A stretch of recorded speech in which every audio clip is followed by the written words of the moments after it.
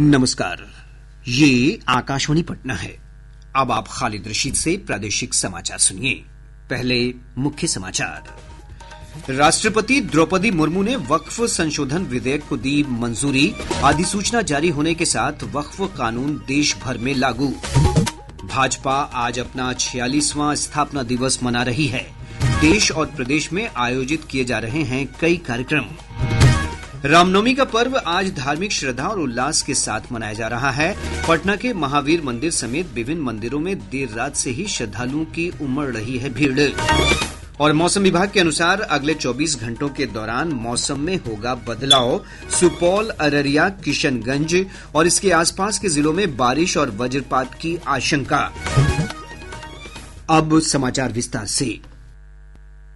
राष्ट्रपति द्रौपदी मुर्मू ने वक्फ संशोधन विधेयक को स्वीकृति दे दी है। इसके साथ ही ये विधेयक अब कानून बन गया है। संसद ने इस विधेयक को इसी सप्ताह पारित किया था।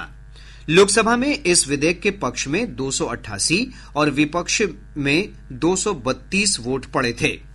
राज्यसभा में भी 128 सदस्यों ने इसके पक्ष में और 95 ने विरोध में मतदान किया था।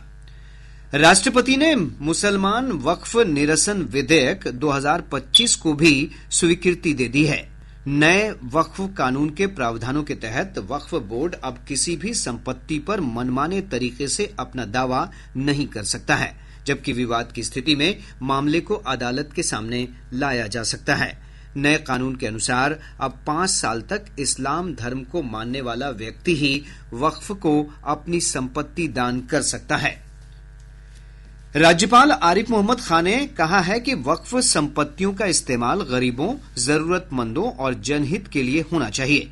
बक्सर में संवाददाताओं से बातचीत में उन्होंने कहा कि वक्फ बोर्ड में एक लंबे समय से सुधार की आवश्यकता थी और संशोधन विधेयक इसी दिशा में बढ़ाया गया एक कदम है।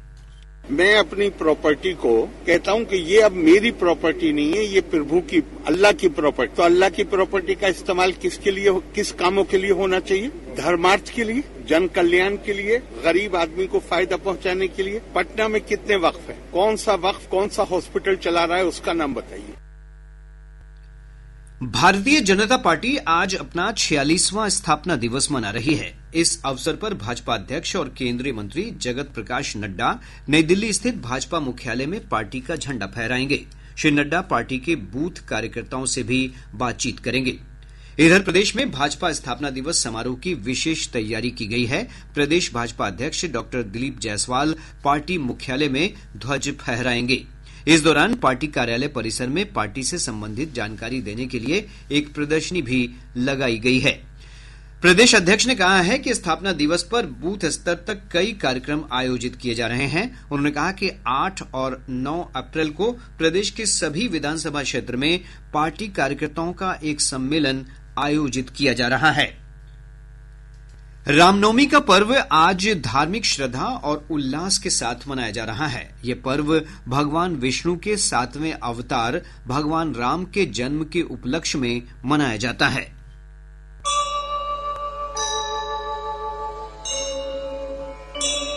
श्री राम रामनवमी को लेकर पटना जंक्शन स्थित महावीर मंदिर में पूजा अर्चना की विशेष व्यवस्था की गई है। मंदिर के पट रात्रि 2:15 पर ही खोल दिए गए। पूजा के लिए महावीर मंदिर परिसर में श्रद्धालुओं की कतार लगी हुई है। पटना के राजवंशी नगर स्थित हनुमान मंदिर में भी सुबह से ही पूजा अर्चना के लिए श्रद्धालुओं की भीड़ लगी हुई है।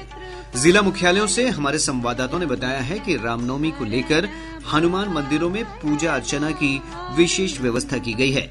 श्रद्धालु पंक्तिबद्ध होकर भगवान श्री राम और हनुमान जी की आराधना कर रहे हैं।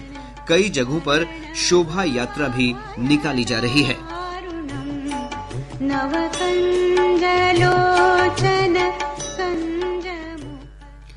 इधर रामनवमी पर प्रभु श्रीराम की जन्मस्थली अयोध्या में भव्य पूजन का आयोजन किया जा रहा है। रामनवमी के अवसर पर राष्ट्रपति द्रौपदी मुर्मू और प्रधानमंत्री नरेंद्र मोदी ने देशवासियों को शुभकामनाएं दी हैं। राष्ट्रपति ने अपने संदेश में कहा है कि यह पर्व हमें सत्य और धर्म के मार्ग पर चलने का संदेश देता है। प्रधानमंत्री नरेंद्र मोदी ने कहा कि उन्हें ये विश्वास है कि मर्यादा पुरुषोत्तम भगवान श्री राम का जीवन और उनके आदर्श विकसित भारत के निर्माण के सशक्त आधार बनेंगे। राज्यपाल आरिफ मोहम्मद खां, मुख्यमंत्री नीतीश कुमार, उप मुख्यमंत्री सम्राट चौधरी और विजय कुमार सिन्हा समेत अन्य राजनीतिज्ञों ने प्रदेशवासियों को रामनवमी की शुभकामनाएं दी हैं। बिहार विधानसभा के अध्यक्ष नंदकिशोर यादव और विधान परिषद के सभापति अवधेश नारायण सिंह ने भी पर्व की शुभकामनाएं दी हैं। चैत्र नवरात्र के अंतिम दिन आज देवी दुर्गा के सिद्धिदात्री स्वरूप की पूजा अर्चना की जा रही है।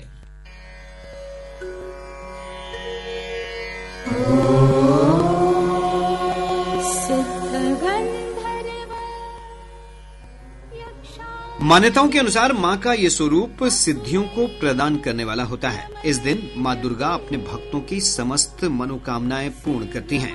राजधानी पटना समेत प्रदेश के विभिन्न शक्तिपीठों, मंदिरों और पूजा पंडालों में श्रद्धालुओं की लंबी लंबी कतारें लगी हुई हैं। कई जगहों पर सामूहिक कन्या पूजन का भी आयोजन किया जा रहा है।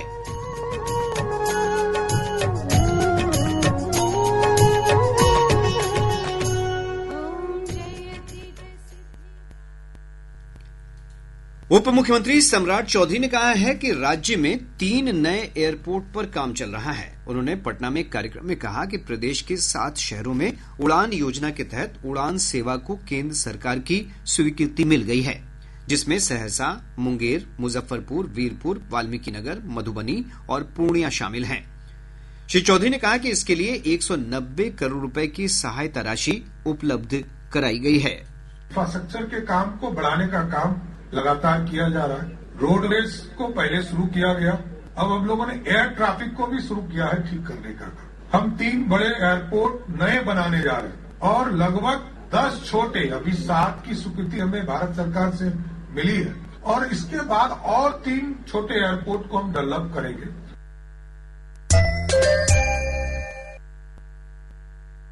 प्रादेशिक समाचार आप आकाशवाणी पटना से सुन रहे हैं। ताजा समाचारों के लिए आप हमारे एक्स हैंडल AIR_News_ पटना पर जा सकते हैं। राज्य में उत्तर पश्चिमी हवाओं की गति कम होने के कारण तापमान में वृद्धि हो रही है। मौसम विभाग के अनुसार असम और बंगाल की खाड़ी में हवा का कम दबाव का क्षेत्र बन रहा है, जिसके कारण अगले 24 घंटों के दौरान मौसम में बदलाव की संभावना है। विभाग ने सुपौल, अररिया, किशनगंज, मधेपुरा, सहरसा, पूर्णिया, कटिहार, वैशाली और समस्तीपुर में कल बारिश और वज्रपात का अलर्ट जारी किया है। इस दौरान हवा की गति 40 से 50 किलोमीटर प्रति घंटे तक रह सकती है। विभाग ने कहा है कि अगले 48 घंटों के दौरान राज्य के अधिकांश भागों के अधिकतम तापमान में 1 से 3 डिग्री सेल्सियस की और बढ़ोतरी हो सकती है। अगले 48 घंटों के दौरान राज्य के अधिकांश स्थानों के अधिकतम तापमान में 1 से 3 डिग्री सेल्सियस की वृद्धि होने का पूर्वानुमान है। तत्पश्चात अधिकतम तापमान में कमी की संभावना है। अगले 48 घंटों के दौरान राज्य के अधिकांश स्थानों के न्यूनतम तापमान में कोई विशेष परिवर्तन नहीं होने की संभावना है। तत्पश्चात न्यूनतम तापमान में वृद्धि की संभावना है। दिनों राज्य का मौसम शुष्क बने रहने का पूर्वानुमान है। पिछले 24 घंटों के दौरान गोपालगंज राज्य का सबसे गर्म स्थान रहा, जहां का अधिकतम तापमान 39.2 डिग्री सेल्सियस रिकॉर्ड किया गया। वहीं मौसम विभाग ने 8 अप्रैल से मौसम में बदलाव के अंदेशे के मद्देनजर किसानों से खेतों में लगी फसलों को काट लेने और उन्हें सुरक्षित स्थानों पर रखने की सलाह दी है। गया जिले के बोधगया स्थित Indian institute of management IIM ने अपने 7वें दीक्षांत समारोह में वर्ष 2023-25 सत्र के 471 छात्र छात्राओं को उपाधि प्रदान की। संस्थान के निदेशक डॉक्टर विनीता सहाय ने बताया कि इस दौरान 3 शैक्षणिक सत्रों के 3 छात्रों को स्वर्ण पदक प्रदान किए गए। बक्सर जिले के गोकुल जलाशय में इस वर्ष पक्षी गणना के दौरान 65 प्रजातियों के 3500 पक्षी देखे गए हैं। वन विभाग के एक अधिकारी के अनुसार ये संख्या पिछले 3 वर्षों की तुलना में सबसे अधिक है।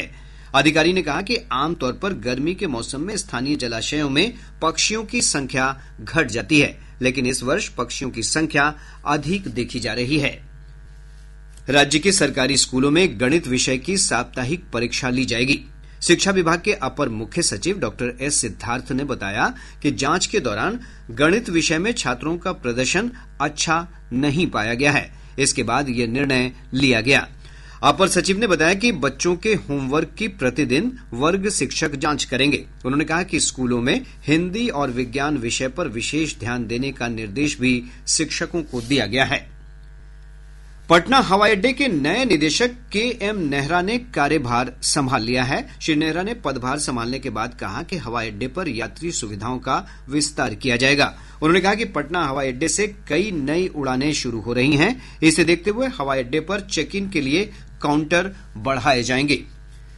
पूर्व मध्य रेल के समस्तीपुर रेल मंडल क्षेत्र अंतर्गत चलने वाली 11 रेलगाड़ियों में LHB डिब्बे लगाए जाएंगे। रेलवे के अनुसार दरभंगा अमृतसर दरभंगा, दानापुर जोगबनी दानापुर समेत अन्य रेलगाड़ियों के रैक बदले जाएंगे। पटना जिले के अगमकुआं थाना क्षेत्र में अपराधियों ने एक व्यवसायी के घर से लगभग 1 करोड़ रुपए मूल्य के गहने लूट लिए। सीतामढ़ी जिले में साइबर ठगों ने एक युवक को डिजिटल अरेस्ट कर लगभग 22.5 लाख रुपए की ठगी कर ली। पटना जंक्शन पर रेल पुलिस ने बाल मजदूरी कराने के लिए ले जाए जा रहे 5 बच्चों को मुक्त करा लिया।